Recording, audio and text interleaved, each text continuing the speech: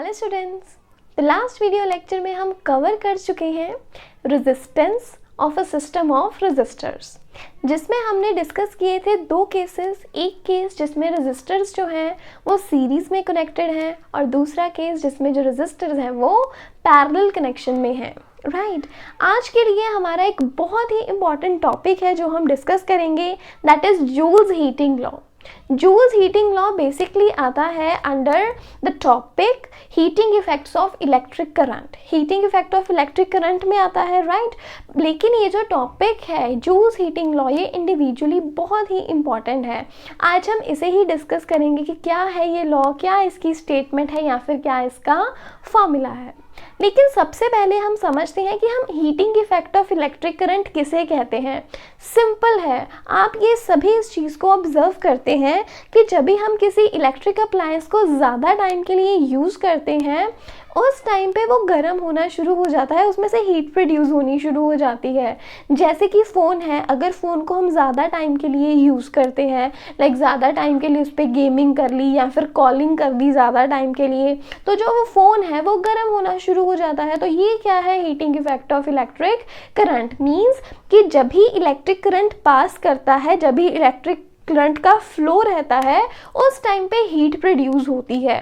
तो इस चीज़ को हम कह देते हैं heating effect of electric current. और एग्जांपल क्या है, जैसे अभी समर्स हैं, समर्स में क्या रहता है, फैंस चलते रहते हैं सारा दिन। कितना टाइम के लिए वो चल रहे हैं फैंस, मीन सर्किट में से कितना करंट फ्लो कर रहा है, तो वो जो फैंस हैं वो भी गर्म हो जाएंगे। तो यही चीज़ है कि इलेक्ट्रिक करंट के फ्लो होने की वजह से जो सर्किट है या फिर जो अप्लायंस है, अप्लायंस गर्म हो जाते हैं, उनमें से हीट प्रोड्यूस होनी शुरू हो जाती है। उस चीज़ को हम कहते हैं heating effect of electric current. तो इसी टॉपिक के अंडर है हमारा टॉपिक जूल्स हीटिंग लॉ, जो हमें आज डिस्कस करना है। तो देखिए, सबसे पहले ये सर्किट है हमारे पास, सिंपल सा सर्किट है जिसमें एक सोर्स है। पोटेंशियल डिफरेंस यहाँ पे मेंटेन करने के लिए पोटेंशियल डिफरेंस यहाँ हम अज्यूम करते हैं V, राइट। अब सोर्स का ये पॉजिटिव टर्मिनल है एंड नेगेटिव टर्मिनल है और इसमें से जो करंट फ्लो कर रहा है दैट इज I। अगर I करंट फ्लो कर रहा है तो इसका मतलब क्या, हम अज्यूम करते हैं दैट चार्ज Q, या हम कैपिटल Q लिख रहे हैं तो यहाँ हम मान लेते हैं कि Q चार्ज फ्लो कर रहा है फॉर टाइम T। तो ये हमारी यहाँ पे अजम्पशन है। तो ये करंट जा रहा है, राइट। फिर ये पास करेगा through a resistor of resistance R। ऐसे रेजिस्टर के थ्रू भी ये पास करेगा जिसकी रेजिस्टेंस कितनी है, R है, right. After that voltmeter and ammeter लगे हुए हैं यहाँ पे रीडिंग्स को नोट करने के लिए।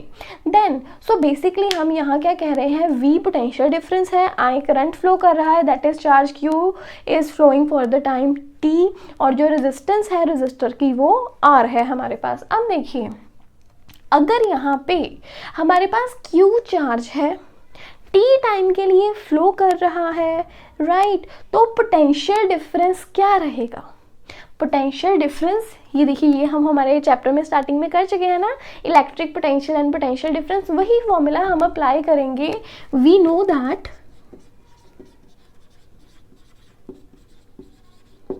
Potential difference V, potential difference V किसके इक्वल रहता है, work done in moving the charge. अगर हमें Q चार्ज को मूव करना है T टाइम के लिए, अगर हम चाहते हैं सर्किट में Q चार्ज फ्लो करे फॉर द टाइम T, तो उसके लिए कुछ वर्क डन करना पड़ेगा, राइट। तो यही है हमारे पास work done in moving the charge Q for time T, that is the potential difference, work done upon charge V is equals to W upon Q। तो हम क्या यहाँ से assume कर सकते हैं that work done in moving charge Q for time T, T time के लिए अगर हमें चार्ज को मूव करवाना है तो वर्क डन क्या रहेगा, work done will be equals to V multiply by Q, work done will be equals to V into Q। अब ये है यहाँ पे वर्क डन। देखिए वर्क डन, अगर वर्क डन मीन्स कि अगर हमें क्यू चार्ज को मूव करवाना है टी टाइम के लिए, इतना काम, इतना वर्क डन तो करना ही पड़ेगा। अब इसी वर्क डन के इक्वल ये जो हमारे पास सोर्स है, इस सोर्स को इतनी ही एनर्जी प्रोवाइड करनी पड़ेगी, सोर्स को इतनी ही एनर्जी प्रोवाइड करनी पड़ेगी जितना कि वर्क डन रिक्वायर्ड है। सो हम क्या कह सकते हैं, therefore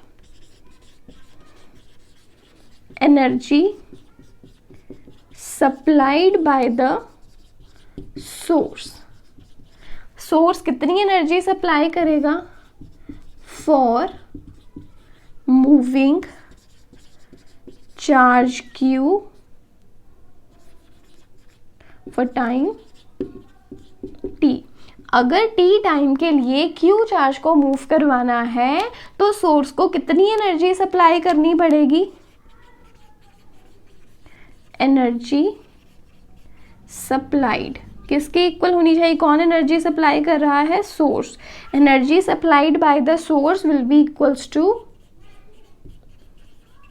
work done in moving, work done in moving the charge q for time t, कि सोर्स को उतनी ही एनर्जी सप्लाई करनी पड़ेगी जितना कि क्यू चार्ज को टी टाइम के लिए मूव करवाने के लिए वर्क डन करना पड़ेगा। So basically energy is equals to work done, energy is equals to W। So what we can say, energy supplied भी किसके इक्वल रहेगी, V Q के। दो चीज क्लियर हुई अभी यहां तक कि कितना वर्क डन होगा और कितनी एनर्जी सप्लाई करनी पड़ेगी, राइट। अब ये चीज यहां पे होगी हमारे पास। अब नेक्स्ट देखिए कि अब देखिए कितनी पावर लगेगी, पावर इनपुट कितना रहेगा, कि जो सोर्स मतलब कि पूरे सर्किट में कितना पावर का इनपुट रहेगा, पावर इनपुट P किसके इक्वल रहेगा, कि कितनी एनर्जी सप्लाई की आपने, right, per unit time. Power input is energy supplied per unit time. तो power P will be equals to, power P किसके इक्वल रहेगा, देखिए एनर्जी क्या है VQ, टाइम कितना है हम यहाँ अज्यूम कर रहे हैं, हमेशा ही हम टाइम T की बात कर रहे हैं, तो टाइम T। अब देखिए एक और चीज़ देखिए, Q अपॉन T, चार्ज पर यूनिट टाइम क्या है, करंट। तो हम यहाँ से फॉर्मूला को मॉडिफाई कर सकते हैं, we can say power is equals to V I, power is equals to V I. अभी आप पहले इतना नोट कीजिए, इसके बाद अभी हम नेक्स्ट करते हैं। डन। तो अभी हम क्या कह सकते हैं,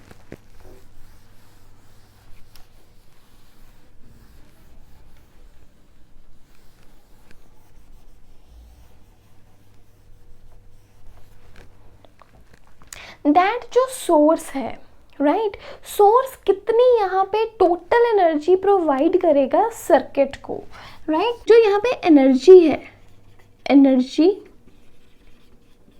सप्लाइड टू द सर्किट, कि अब कितनी सर्किट को एनर्जी प्रोवाइड की जा रही है, किसके इक्वल रहेगा, कि कितनी पावर है मल्टीप्लाइड विद टाइम, कि कितनी पावर उसे सप्लाई की जा रही है और कितने टाइम के लिए की जा रही है।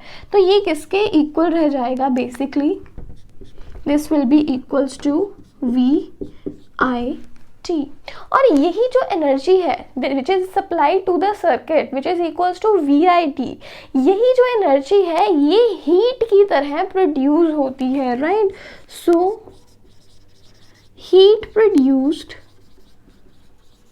That is H, heat produced भी किसके इक्वल रह जाएगा, VIT के। हीट प्रोड्यूस भी किसके इक्वल रहेगा, VIT के।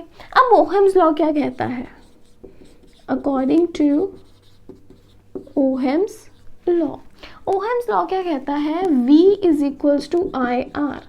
ओहम्स लॉ क्या कहता है? V is equals to I are.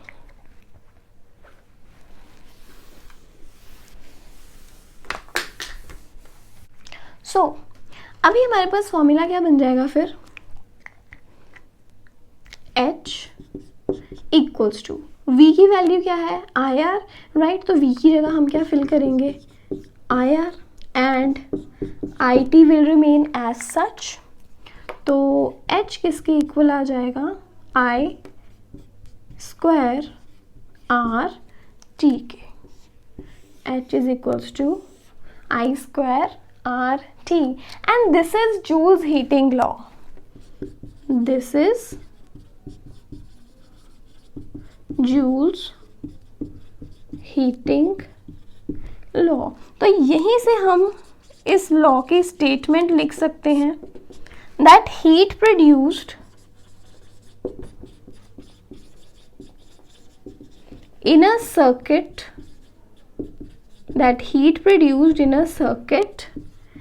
is directly proportional to